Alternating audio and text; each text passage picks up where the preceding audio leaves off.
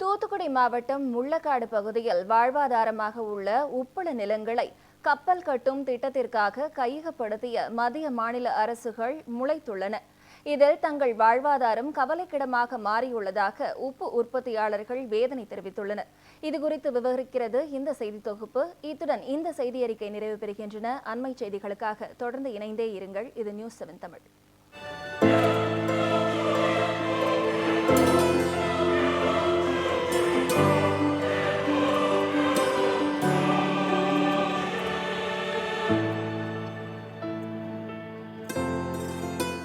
தமிழ்நாட்டின் உப்பு உற்பத்தியின் மையமாக தூத்துக்குடி மாவட்டம் திகழ்கிறது.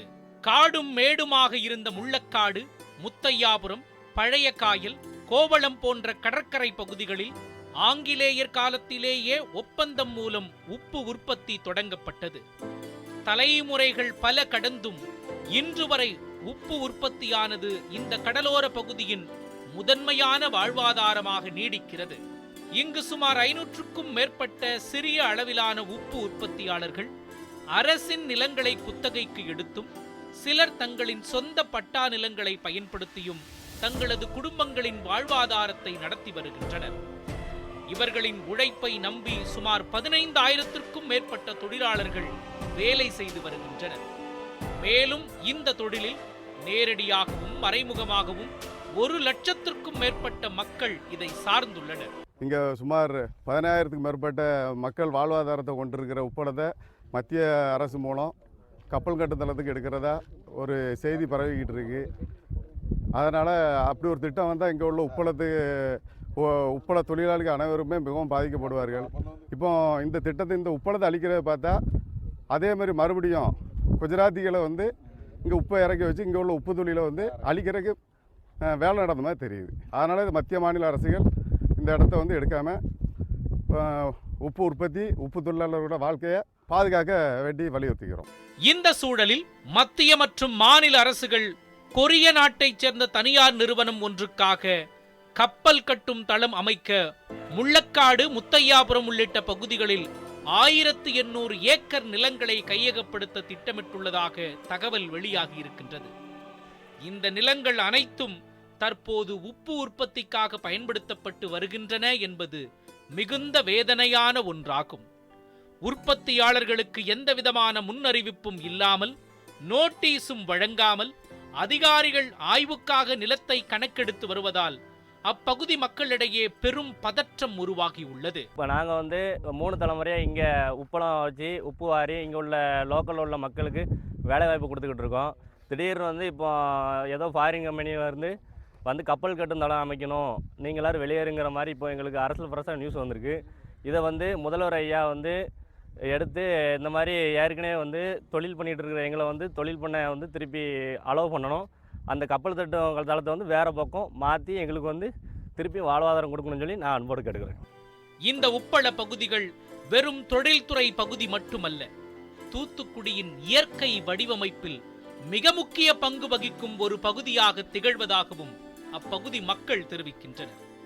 இந்த பகுதிகளில் உள்ள வாய்க்கால்கள் மழைக்காலங்களில் ஏற்படும் வெள்ள நீரை கடலுக்கு எடுத்து செல்லும் இயற்கை வழிமுறைகளாக திகழ்வதாகவும் அப்பகுதி மக்கள் தெரிவிக்கின்றனர். படிக்காதவங்க, இப்போ படித்தவங்க எல்லாருமே இந்த தொழிலில் இருக்கும். இந்த தொழில் நல்ல முறையில் போகிறதுனால தான் எல்லாருமே இந்த தொழில் அடுத்தடுத்த தலைமுறை வராங்க. இவங்களுக்கெல்லாம் படிக்காதவங்க மட்டும் தான் இந்த தொழில் பண்ணுறாங்க, படித்தவங்க இந்த தொழிலுக்கு வர மாட்டாங்க. அதனால் இந்த இடத்த எங்கிட்ட கொடுத்துருங்கிற மாதிரி அரசு சைடு சொல்கிறாங்க. இளைஞர்கள் அதிகப்படியாக விவசாயத்துக்கு அப்புறம் இங்கே உப்பு தொழில் தான் அதிகமாக வந்துட்டுருக்காங்க அடுத்த தலைமுறை. இப்போ பார்த்தீங்கன்னா கப்பல் கட்டும் தளம்னு சொல்கிறாங்க.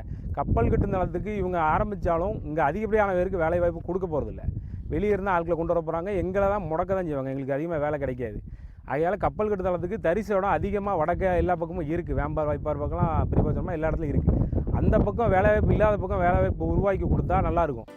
கடந்த சில ஆண்டுகளாக தூத்துக்குடி பெருமழை வெள்ளங்களால் பாதிக்கப்பட்டதை நினைவுபடுத்தும் பொதுமக்கள் இந்த உப்பளங்கள் இல்லாமல் மழை நீர் வெளியேற முடியாது என்பதையும் சுட்டிக்காட்டுகின்றனர்.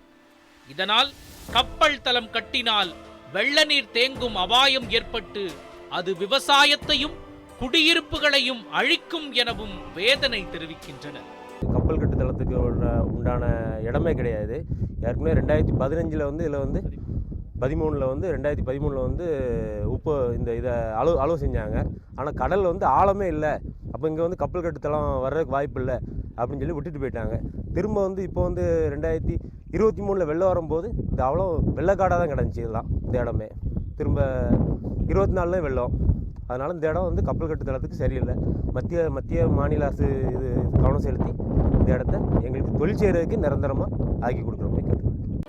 தூத்துக்குடி மாவட்டத்தில் தருவைக்குளம், வேம்பார் உள்ளிட்ட பகுதிகளில் அரசுக்கு சொந்தமான பயன்பாடற்ற 1000 ஏக்கருக்கும் அதிகமான புறம்போக்கு நிலங்கள் உள்ளதாகவும் அப்பகுதி மக்கள் குறிப்பிடுகின்றனர். அவற்றை மாற்று இடமாக அமைத்து தொழிற்திட்டங்களை அமைத்து பயன்படுத்தலாம் என்றும் அப்பகுதி மக்கள் தெரிவிக்கின்றனர். முத்தையாபுரம் இந்த சொந்த ஊரில் உள்ளவங்களுக்கு மட்டும் நாங்கள் வேலை கொடுக்கல, சில வெளியில் உள்ள பகுதிகள், இப்போ ராம்நாட்டில் உள்ளவங்க அந்த பகுதிகளில் உள்ள மக்கள்லாம் இந்த உப்பளத்தில் நம்பி இங்கே வந்து வேலை பார்த்து அவர்களுக்கு வந்து இங்கே இடம் கொடுத்து இங்கே அவர்கள் எல்லாம் வீடு எல்லாம் வாங்கி இங்கே செட்டில் ஆகியிருக்காங்க.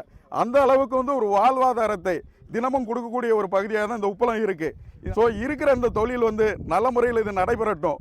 அதுக்கு வந்து எவ்வித தடங்களும் நீங்கள் கொடுக்காம இந்த திட்டத்தை வந்து இந்த மாவட்டத்தில் ஏதோ தரிசாக இருக்கிற இடம், கடலோர பகுதியில் நிறைய இடம் இருக்குது, அதை கண்டுபிடித்து அந்த இடத்துல கொண்டு போய் வச்சுருங்க. நல்லா நடக்கிற தொழிலை வந்து அழித்து மேற்கொண்டு ஒரு தொழில் இங்கே வந்து உட்புகுத்த வேண்டாம். இருக்கிறவங்க லட்சக்கணக்கான வேலைவாய்ப்பு கொடுக்கக்கூடிய இந்த உப்பளத்தை வந்து பாதுகாக்கணும் அப்படிங்கிறத வந்து நாங்கள் மத்திய அரசிடம் கேட்டுக்கொள்கிறோம். நாட்டின் வளர்ச்சியை நாங்கள் ஒருபோதும் குறை கூறவில்லை. மக்களின் தொழிலை அழித்து வளர்ச்சி வேண்டாம் என்றுதான் எடுத்து கூறுவதாக உப்பள தொழிலாளர்கள் தங்களின் ஆதங்கத்தை பதிவு செய்கின்றனர். இந்த இடத்துல வந்து கப்பல் கட்டுதல்னு சொல்லி மாநில அரசும் மத்திய அரசாங்கம் இடத்தை அபகரிக்கிறதா சொல்கிறாங்க. அப்படி இந்த இடத்த அபகரித்தாங்கன்னா எங்களுக்கு ரொம்ப பாதிக்கப்படும். இதில் 1 லட்சம் பேர் தொழிலாளர்கள் இருக்காங்க. இந்த 1 லட்சம் பேர் வாழ்க்கையும் ரொம்ப பாதிக்கப்படும். அதனால் இந்த மத்திய மாநில அரசுகள் இந்த இடத்த எடுக்காமல் வேறு இடத்துக்கு மாற்றி கொடுத்துட்டு இந்த இடத்த உப்பளமாக இருக்க அனுமதிக்கணும். எங்கள் தலைமுறைகள் அப்படி தான் வாழ முடியும். எங்கள் வாழ்வாதாரம் ரொம்ப பாதிக்கப்படும் இல்லைன்னா. இதற்கு எதிர்ப்பு தெரிவிக்கும் விதமாக வருகிற 14ஆம் தேதி முத்தையாபுரத்தில் உப்பள உற்பத்தியாளர்கள், தொழிலாளர்கள், மீனவர்கள், வியாபாரிகள், பொதுமக்கள் அனைவரும் ஒன்று சேர்ந்து ஆர்ப்பாட்டத்தில் ஈடுபட உள்ளதாக உப்பு உற்பத்தியாளர் சங்க தலைவர் சேகர் தெரிவித்துள்ளார். கப்பல் கட்டும் தளத்துக்கு இந்த இடம் உகந்ததே இல்லை. இந்த இடம் வந்து கடல்ல இருந்து ஒரு 11 கிலோமீட்டருக்கு, அதிகபட்ச ஆழமே 14 கிலோமீட்டர் தான்.